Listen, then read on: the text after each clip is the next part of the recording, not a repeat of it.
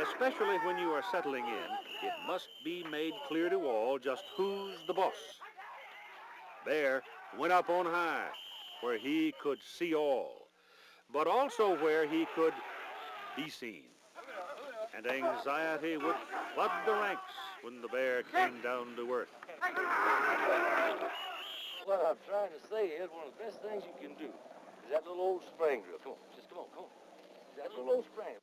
1958, the year Bear came to the capstone, I spent most of July that summer in the Soviet Union, in Moscow, and a lot of hanky-panky going on in the world, if you remember about that time. And one day I was walking through this small park right alongside the Kremlin Wall, and a gentleman stepped up to me, introduced himself as being a graduate of Texas A&M.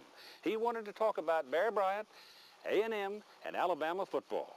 Now, it's not surprising that somebody in the Soviet Union in 1958 would want to talk about Bear Bryant and Bama football. What was startling was that this fella had any idea who the heck I was.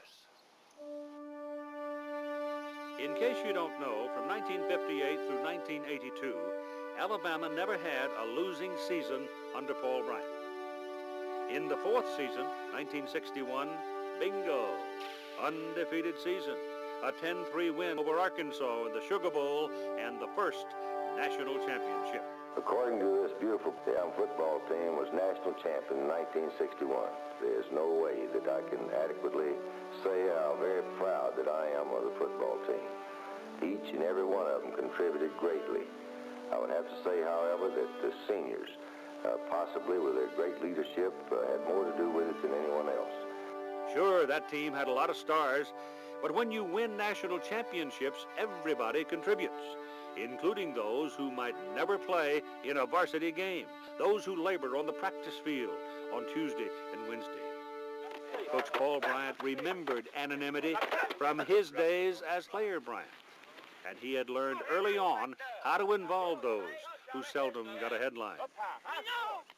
I think that a lot of coaches do a better job with great players than I did. You take those little rascals, thought they were good, and pat them on the back, let them think they were good, and they'd beat the big ones. I think that when we win, that the determining factor is those in between, the guys that might fall in one category, but they think they're good enough to win, and they go out and win. There is, has been, and probably forever will be one factor that overshadows all things having to do with winners and champions, and that is practice, practice, practice, practice. That was a common thread through all the coaching history of Paul Bryant. Don't ever be short in your preparation, and you won't be surprised very many times. Well, after all that misery in the middle of the week, it was easy to jack 'em up on Friday night. One of the things that I point out to them, that I say, we're going to put on a show tomorrow. Are you ready to put your show on? You've been playing 10 years. You've been going out there sweating, stinking, and putting on all that old gear and playing 10 years. Think of how lucky you are that here tomorrow that you're going to get put on your show. You're going to get to show off.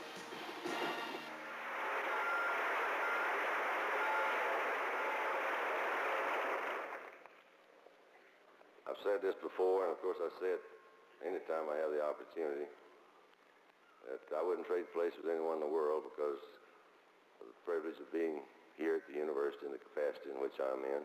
And I consider it a real honor to be associated with the young men that I'm about to introduce. As a matter of fact, I wouldn't take anything for the privilege of being associated with them. And win, lose, or draw, I think they will represent you well.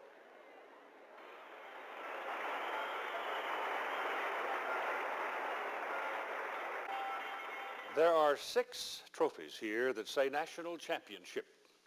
There are 13 SEC championships, outright and shared, all under the signature Paul W. Bryant. Discipline is an essential if there is to be any success in any team sport. And the Bear was always quick to inflict it. In the early years, he suggested he might have been too quick sometimes. Free spirits and brilliant quarterbacks, Joe Namath and Kenny Stabler, Both felt the firm hand. Joe was more mature than most people. He knew more football. He had great high school coaching. He had more talent than anyone I've ever been around. The greatest athlete I've ever seen. He did something that against our rules, and I suspended him. It was the most difficult thing I ever had to do in football, I will tell you that. It seems that all the coaches, except for one, I believe, were in favor of my taking a punishment and staying on the team.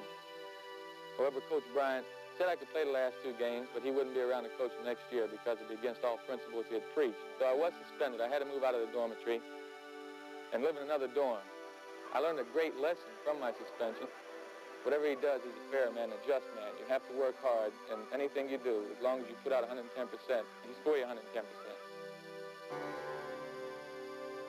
He disciplined me when I probably needed discipline, you know, early in my career there, and not conforming to his rules. And he disciplined me and gave me the direction that I needed. Without his discipline early in my career here, my junior year, then who knows, I may have thrown away what turns out to be a pretty good college career and what turns out to be a pretty good professional career. So the discipline was when I needed it, and I thank him for that. And he did that at a time when I needed it.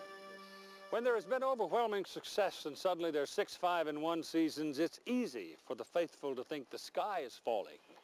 Well, in 69 and 70, you actually heard complaining on the street that old Bear was getting old. He was losing interest. He was talking to the pros. He was hobnobbing with a high cotton crowd.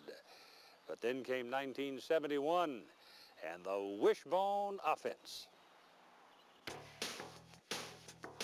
A new offense with a little help from his old friend and foe in Texas, Darrell Royal. First thing he did was he called me on the phone and said, I want to come see you and I'd like to visit. I'd like to talk about the offense you're running. And he said, I'd like to spend a couple of days with you. Well, so we set a time. He said, now when I come, I want to visit with you. He said, I don't want to talk to you at the office because you'll be getting phone calls, people will be dropping in. So we met at my house, and he watched the game film for about close to an hour. And he said, well, shut it off. He said, I've seen all I want to see. He said, I want to go to the wishbone, but would you do me another favor? Would you come bring your offensive staff and let them talk to my coaches? He said, now you don't have to. You and I'll go play golf. Opening game of the season, prime time in the Los Angeles Coliseum against one of the better Southern California teams and another old friend, John McKay. We kid about that over the years, Paul and I. We sent pictures. We've not scout each other in spring practice. The pictures we got showed them using the same offense as before. They came out in a wishbone. They really did surprise us. We had not prepared for the wishbone. I think they got 17 points in the first half. We made some adjustments. They didn't score in the second half, but after the game was over, I went over to Paul. Where did you get that formation? And he had a very simple explanation. He says, I didn't like what we were doing in the spring. I visited Darrell Royal and I put in the wishbone. The nation was stunned by the final score. Alabama 17, USC 10. And the incredible decade of the 70s was underway. And it would be even more fun than the 60s. 3 national championships, 8 SEC banners, and one of my favorite games of all time.